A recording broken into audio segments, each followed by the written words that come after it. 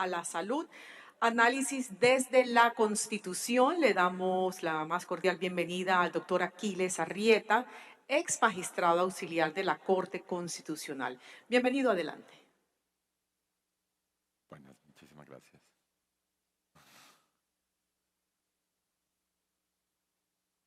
Bueno, muy buenas tardes. Un saludo muy especial para todas las personas presentes. Muchas gracias por esta cordial invitación. Y entro en materia. Bien, básicamente quiero presentar unas reflexiones en torno a una pregunta que surgió y que debo mencionar acá un poco. Yo trabajé durante muchos años en la Corte Constitucional, en este momento no estoy ahí, y comento, una de las cosas que he hecho es trabajar con el grupo de exministros y exviceministros, y muchas de las reflexiones que van a ver acá tienen que ver con un concepto producido para este grupo de exfuncionarios y con reflexiones que ha dado este grupo.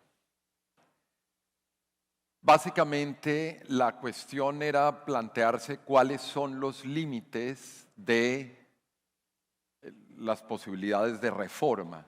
Y esta pregunta, aunque parezca curioso para nuestros amigos invitados de otros países, en enero, febrero, se sabía que se iba a presentar un nuevo proyecto, pero no se sabía cuál era. Entonces la reflexión, se sabía que iba a haber un cambio estructural, pero no se sabía cuál era. Entonces el reto es cómo reflexionamos sobre un cambio que no se conocía. Es difícil. Entonces la propuesta fue mirar cuáles son los límites constitucionales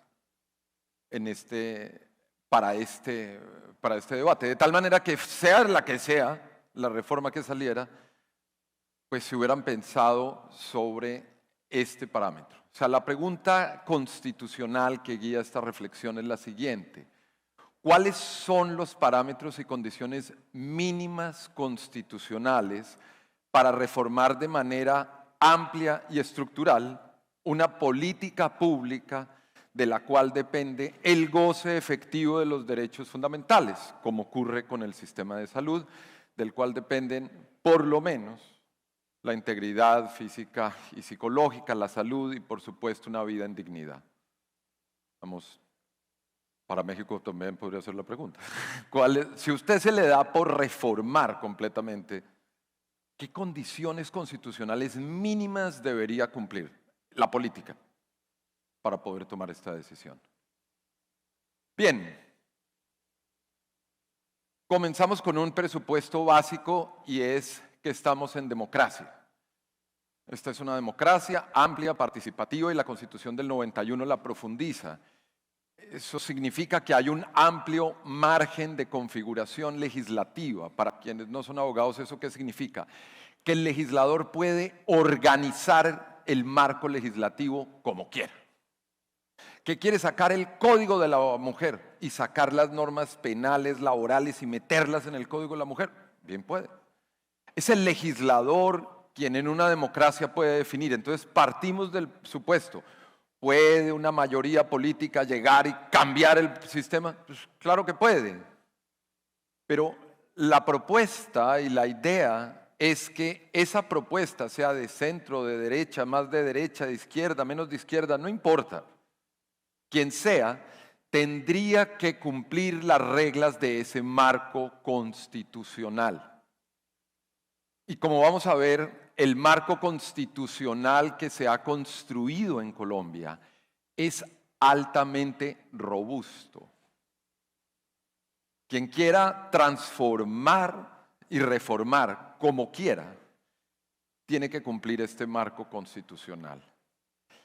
En este punto me toca hacer dos precisiones también. Sé que en este auditorio pues hay juristas, hay muchos profesionales de la salud, médicos, enfermeras, que a veces pueden saber mucho más derecho que muchos abogados. Lo he vivido porque han tenido que sufrirnos a mi gremio y entonces...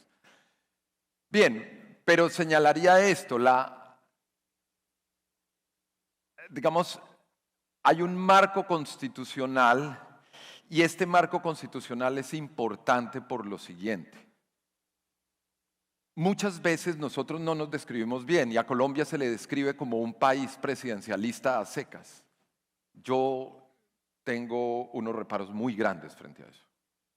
Porque en Colombia nosotros tenemos, esto es rarísimo y en cualquier lugar del mundo, pues eso no existe. No, es que acá sacaron la ley y cualquier ciudadano puede ir a demandar esa ley por inconstitucional. Para nosotros es normal, pues claro, la gente demanda ante la Corte.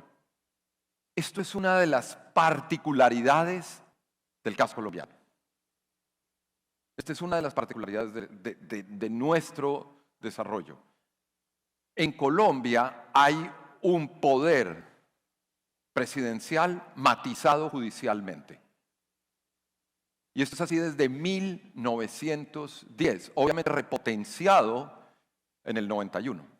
Pero esto es desde 1910. Ningún ciudadano norteamericano tiene la posibilidad de cuestionar la constitucionalidad de sus leyes en abstracto y que las tumben. Tampoco en Europa.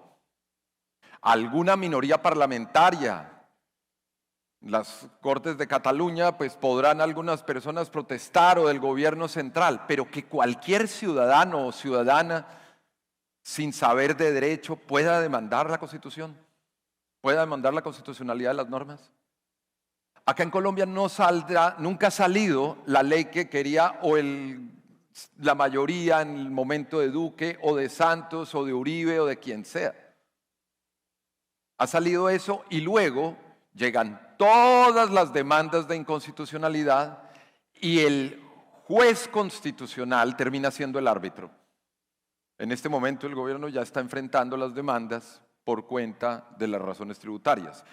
Cuando pasen otras reformas, lo que seguramente va a ocurrir es eso. Entonces hay dos impactos importantes para estos límites constitucionales.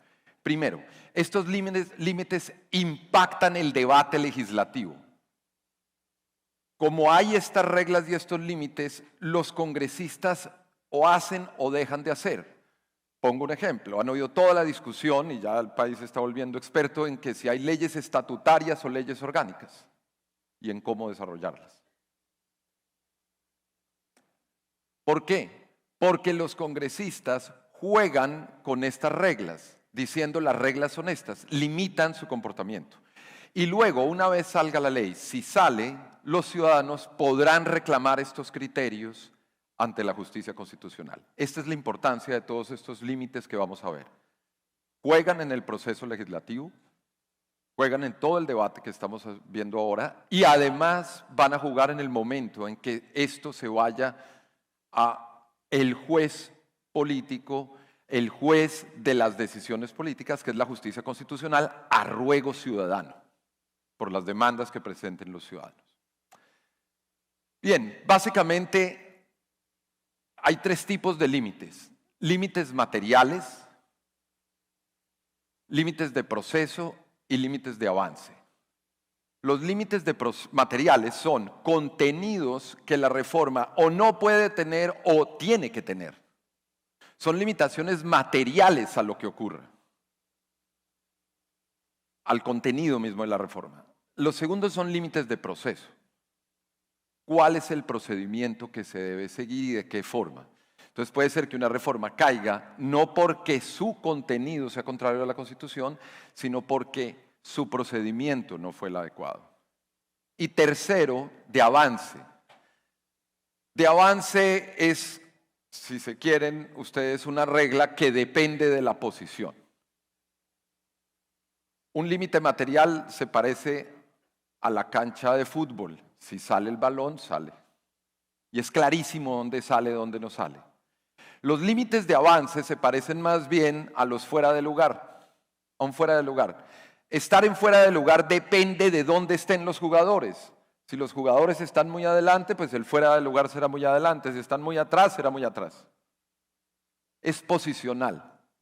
Entonces, hay algunas medidas que en algunos momentos de la historia se pueden tomar, en otros no. Ya vuelvo un poco sobre esta idea.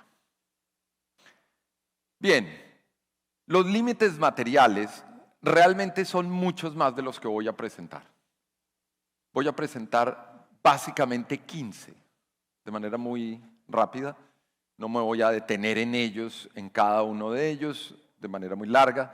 Este concepto, la idea es que luego será publicado por Así Vamos en Salud. Bien, lo primero es que el sistema tiene que estar orientado a garantizar la dignidad humana, y este es el concepto básico de la Constitución. Concretamente, en la Constitución la noción de dignidad humana tiene tres, según la jurisprudencia constitucional, tres ámbitos, y es la autonomía, que yo pueda ser lo que quiero ser, como quiera ser. Entonces la dignidad humana supone libertades, pero también unas condiciones materiales de existencia, comida, alimentación, un abrigo, y obviamente una tercera dimensión que es proteger la dignidad humana en lo más básico. Y es obviamente la prohibición frente a tratos crueles, inhumanos, torturas. Las torturas básicamente que buscan romper y cortar la dignidad de una persona, en todo sentido. Entonces estas tres dimensiones de la dignidad humana resumen y básicamente al final del día, hagan lo que haga el sistema de izquierda, de donde quieran, tiene que estar focalizado y orientado a garantizar el goce efectivo de la dignidad humana. La Constitución del 91 ha tratado de superar este problema latinoamericano, que algunos dicen que alguna cosa le heredamos a la madre patria, no sé si eso sea cierto, pero básicamente es esta distancia entre la ley escrita y la realidad. Y la Constitución del 91 quiso acabar con esa diferencia y que de verdad se gozaran los derechos, que fueran en serio.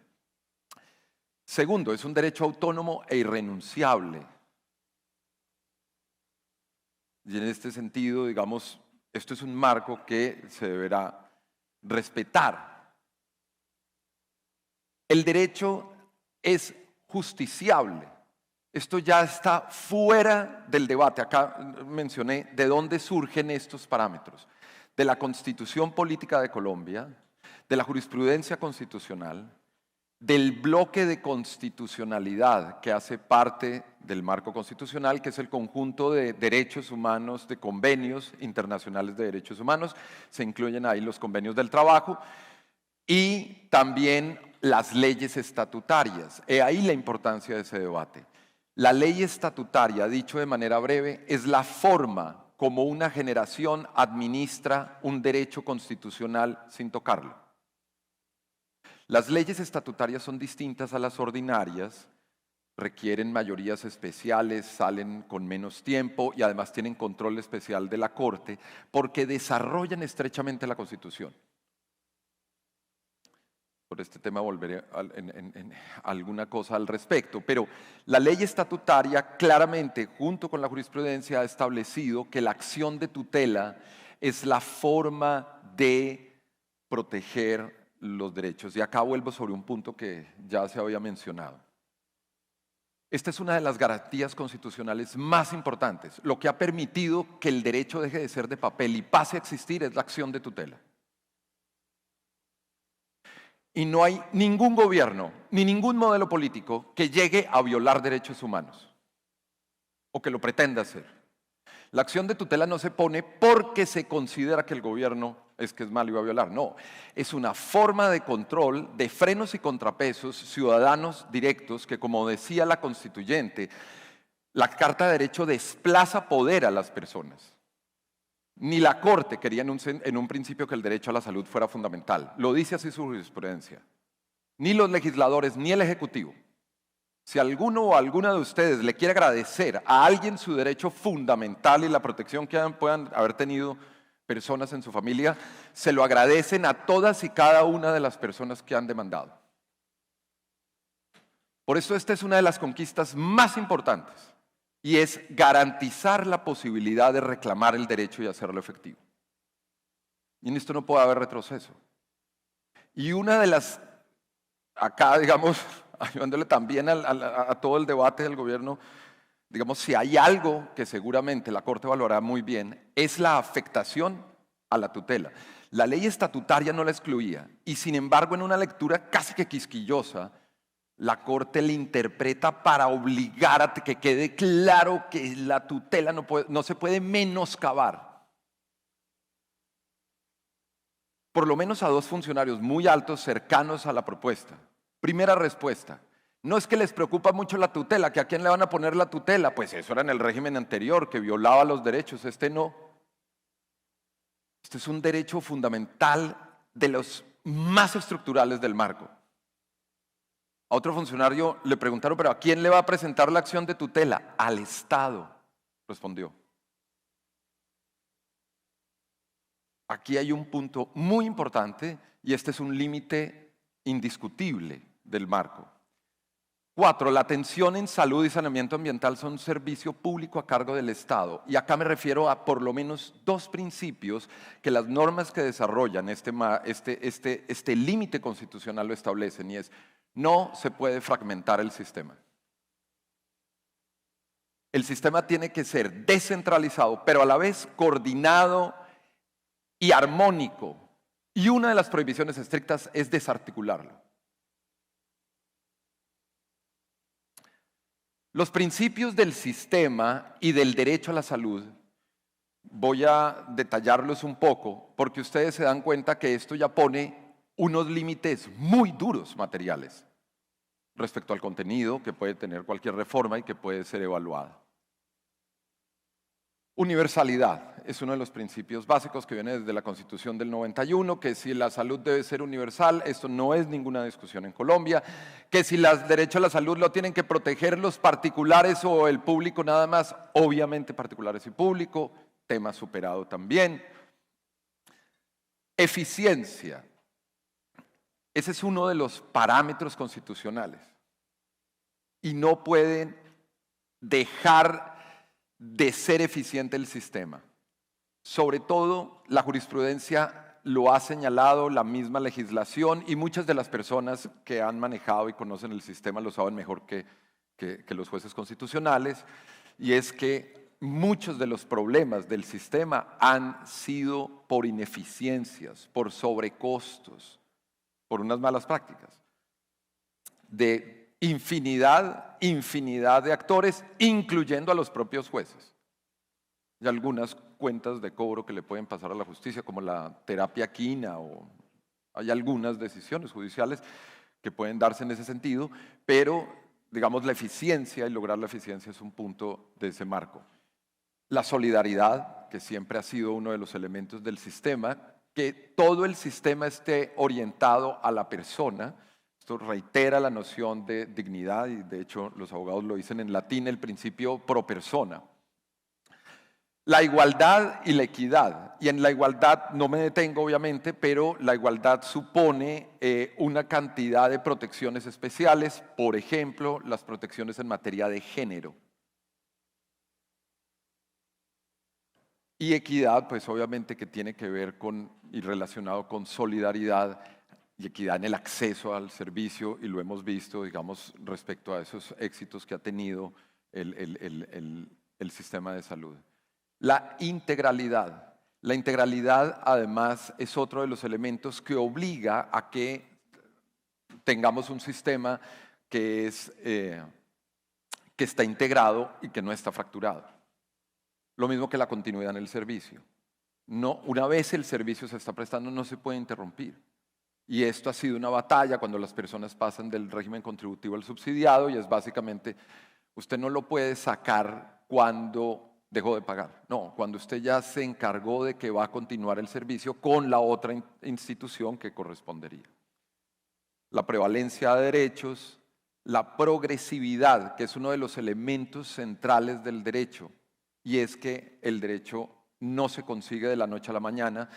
Ya han visto los casos tanto de México como de Cataluña, y podríamos ver el resto del planeta, cómo las políticas públicas suponen un avance progresivo. Y acá vienen unas protecciones especiales.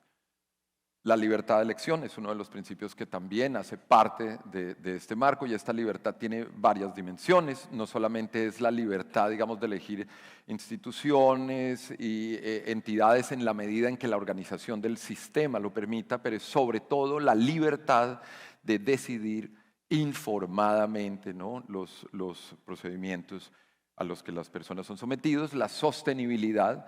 La jurisprudencia constitucional no solamente ha dicho que una política pública insostenible, solo por ese hecho es inconstitucional. Pero no solamente eso lo dijo, y desde hace más o menos unos 20 años, tal vez, o más, de manera categórica, sino que además la jurisprudencia ha dicho que no es solamente suficiente que estén los recursos, sino que tienen que fluir en el sistema de manera oportuna, adecuada y suficiente.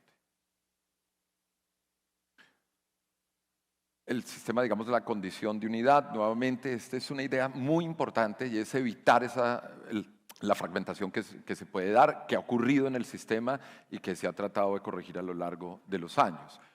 El principio de participación, sobre incluso el exministro Augusto Galán, sé que ayer se refirió a y lo señalaría. La participación es muy importante porque tiene asiento en la misma norma constitucional. Cualquier derecho, si uno quiere participar, tiene que ir a las reglas generales de participación. En salud está en el mismo derecho. La Constitución reconoce el derecho de participación dentro del artículo de salud.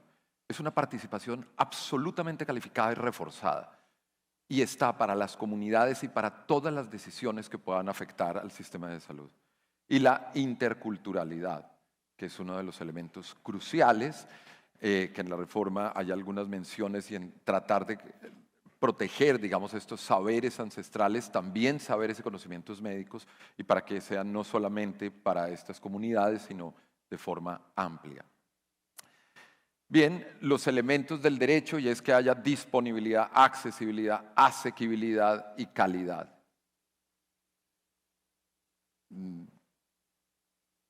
Escasamente con el tema del COVID se han vivido algunos dilemas de disponibilidad, incluso en los momentos más complejos del sistema. Las dificultades han sido accesibilidad. Bien, protección a la libertad y autonomía personal, al libre desarrollo de la personalidad. Ninguno de los tratamientos puede ser impuesto.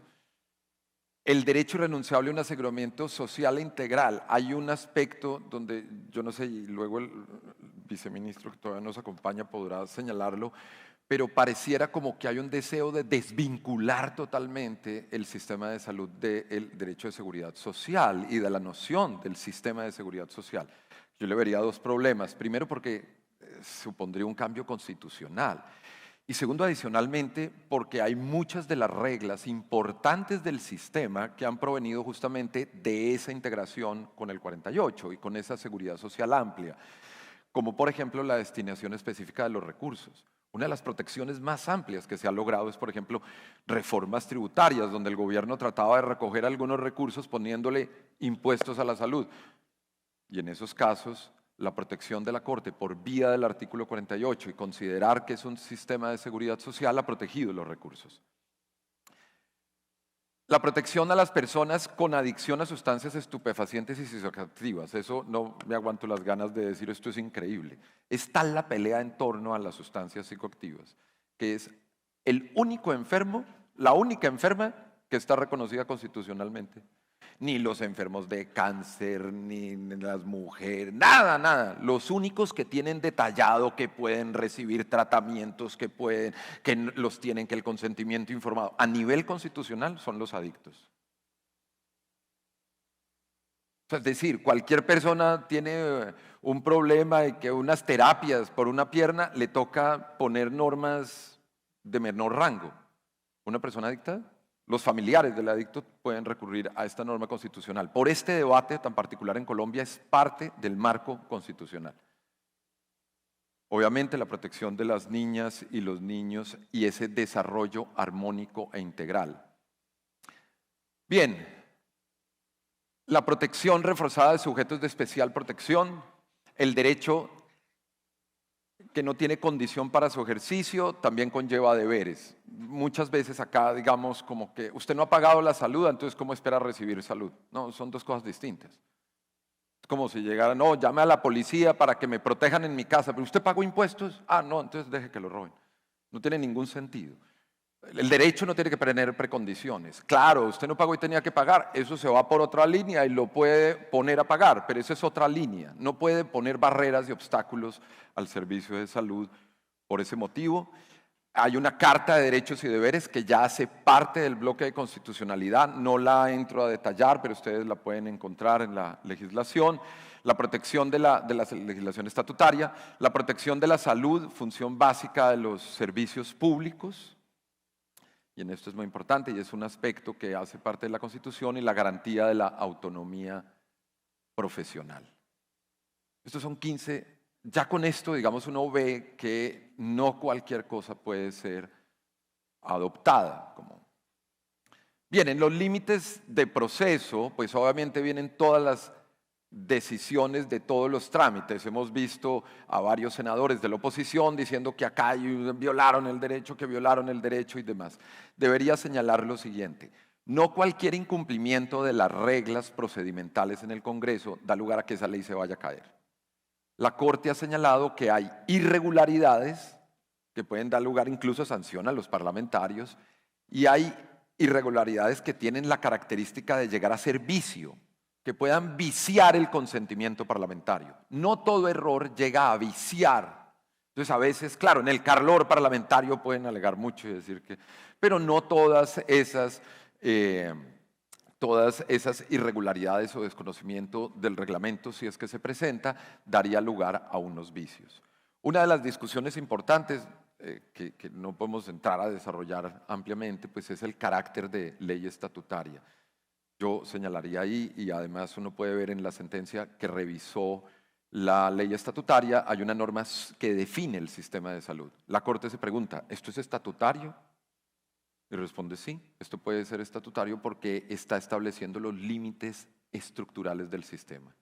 Ahí hay una seña, yo creo, de que quienes dicen que todo el proyecto de ley es estatutario seguramente no lo es. Hay muchas de esas normas que son ordinarias, no deberían por qué estar en una constitución o de ser su desarrollo íntimo, pero a la vez tampoco es cierto que todas las normas no tengan un raigambre constitucional o que desarrollen el derecho, como las normas, por ejemplo, que hablan sobre la participación, ¿sí? O algunas que el debate ha planteado como estatutarias. El principio de derecho de participación, digo que es especialmente reforzado, por eso las condiciones iniciales en las que el proceso llega y el proyecto llega, donde muchos espacios de negociación y de participación se dan ya en la instancia parlamentaria. En la instancia parlamentaria, pues obviamente por los principios de consecutividad y el hecho de mantener un rigor en la transformación de las leyes, no va a dar un espacio de negociación amplio. En ese sentido, es deseable que si el gobierno por razones X o Y no pudo hacer ese debate tan amplio antes de la presentación del proyecto, tome medidas compensatorias para asegurar que esas voces real y efectivamente se escuchen. Hay una jurisprudencia de la Corte donde el IVA del 2% se cayó hace más o menos unos 20 años porque no había sido debatido. Se decidió subirle el IVA del 2% a los productos de la canasta familiar sin haber dado ningún tipo de discusión. En esa ocasión fue muy fácil para la Corte porque no hubo ningún tipo de discusión. Sin embargo, yo creo que esta es una jurisprudencia que va a ser importante para las reformas que vienen, y es cuáles son las condiciones de deliberación y cuáles son las condiciones básicas de discusión que se deben dar cuando se va a tomar un cambio estructural que puede tener un impacto significativo en el goce efectivo de los derechos. Bien, y los límites de avance son aquellos que decíamos que se parecen a un fuera de lugar, y depende de dónde va usted. Y básicamente, como el derecho a la salud en muchas de sus facetas es prestacional y es progresivo, pues es muy valioso y muy costoso estar andando y no se puede echar para atrás.